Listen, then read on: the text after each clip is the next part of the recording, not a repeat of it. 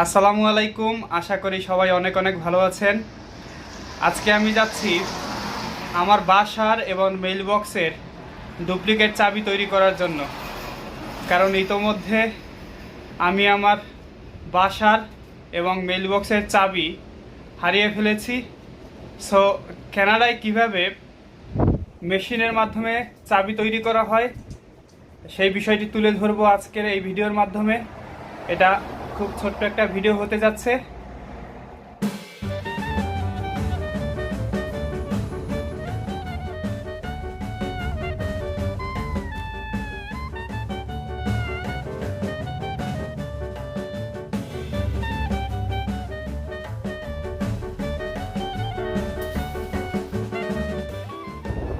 এটা হলো Canadian tyre, যেখানে গাড়ির বা বিভিন্ন ইলেকট্রনিক্স পার্টস বিক্রি করা হয়।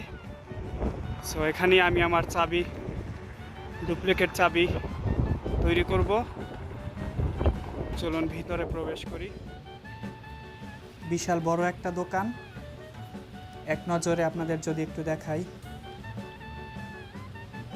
এখানে অনেক কিছু পাওয়া যায়। বাচ্চাদের সাইকেল থেকে শুরু করে জামা কাপড়ও আছে।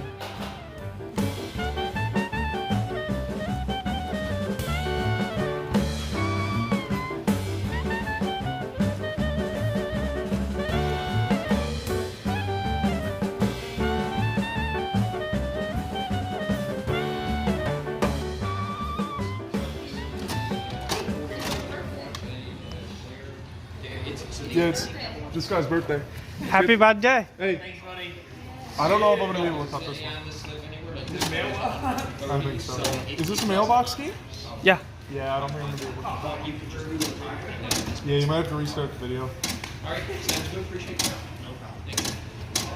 Yeah, no, I'm not gonna be able to cut this one. Okay I can only do this one. Okay.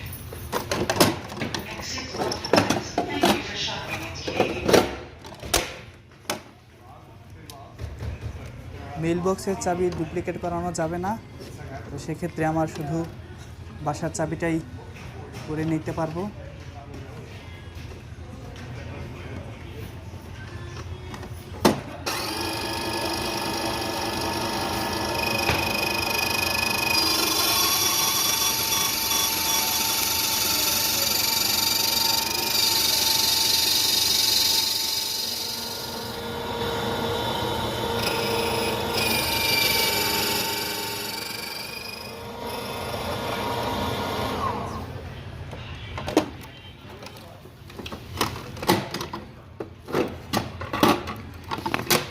Okay,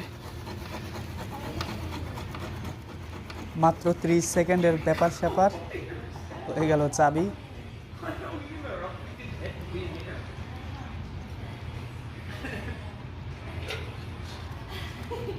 Here, brother.